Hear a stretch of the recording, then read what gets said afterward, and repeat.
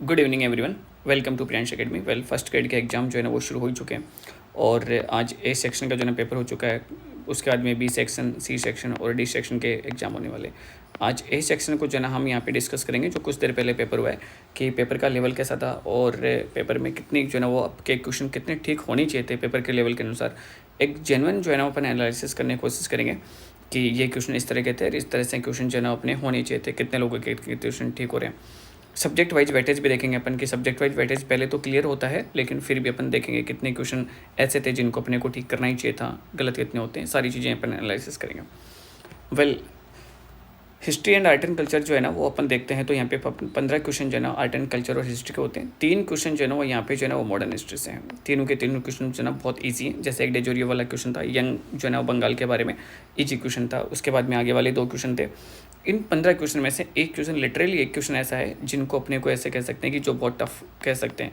जो पूछा था अपने पास में 1857 के क्रांति के नेता पूछे, और नेता अपने से इन्होंने पूछ लिए यूपी और हरियाणा के, न कि जो है ना वो राजस्थान के थे। इस वजह से एक क्वेश्चन ऐसा है इनमें से। बाकी जो बच गए जो 14 क्वेश्चन है, वो 14 क्वेश्चन ऐसे हैं जो रिपीटेड क्वेश्चन है, जो किसी न किसी एग्जाम में आए हुए हैं। आर्ट एंड कल्चर की अगर अपन बात करें तो जैसे एक था फल्गुबाई वाला, रिपीटेड क्वेश्चन है, छोटे से छोटे एग्जाम में भी पूछा गया है। उसी तरह से अगर अपन बात करें, एक था अपने पास में गणगौर वाला, तो गणगौर वाला भी जो है ना वो गुड़ला भी जो है ना वो रिपीटेड क्वेश्चन है, बहुत सारे एग्जाम में ऑलरेडी आया हुआ क्वेश्चन है। राजवल्लभ किताब के बारे में पूछा, बहुत पहली बार उन्होंने बहुत ईजी किताब पूछी।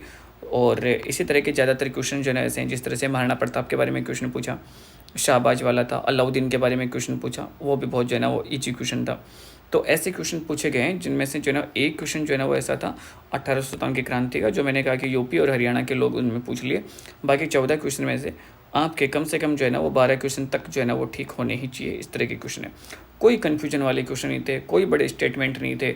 इस तरह के क्वेश्चन उन्होंने पूछे हैं। जैसे अगर अपन एक स्टेटमेंट वाला क्वेश्चन देखें तो इन्होंने पूछा, राजस्थान में जो अपने पास में एकीकरण है राजस्थान का, तो एकीकरण से संबंधित क्वेश्चन पूछा है फर्स्ट ग्रेड में। कई सालों बाद में शायद इतना ईजी क्वेश्चन एकीकरण के लिए पूछा होगा इन्होंने।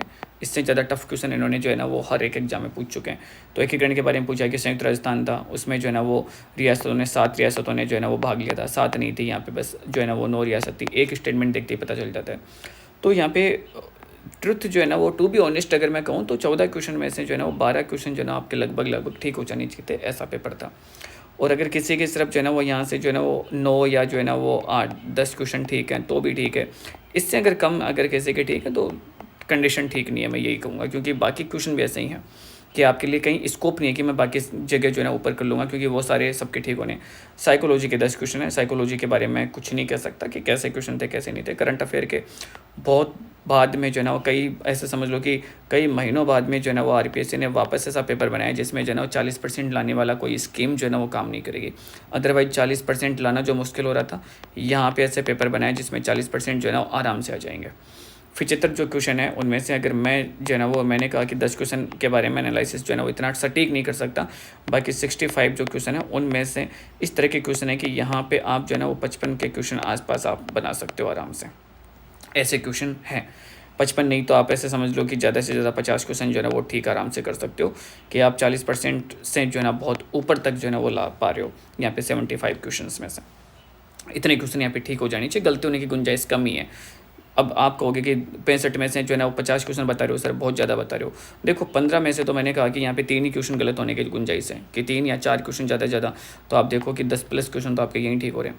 उसके बाद में करंट अफेयर पे आते हैं। करंट अफेयर में देखो सिर्फ 2 क्वेश्चन ऐसे हैं। एक तो जो है ना फिर से आप कह सकते हो कि स्पोर्ट्स वाला क्वेश्चन, कृष्णा नगर के बारे में जो क्वेश्चन था, इतना भी टफ नहीं था, लेकिन अपन मान सकते हैं कि उसको टफ लेवल मान सकते हैं।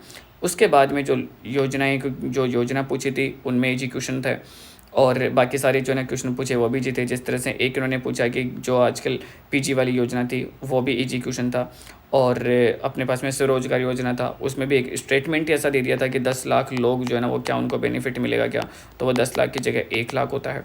आंसर की हमने अपलोड कर दिया, आप आंसर की में देख सकते हो। मैथ्स के क्वेश्चन भी जो है ना ऐसे थे जिनमें टाइम कंज्यूमिंग भी नहीं था।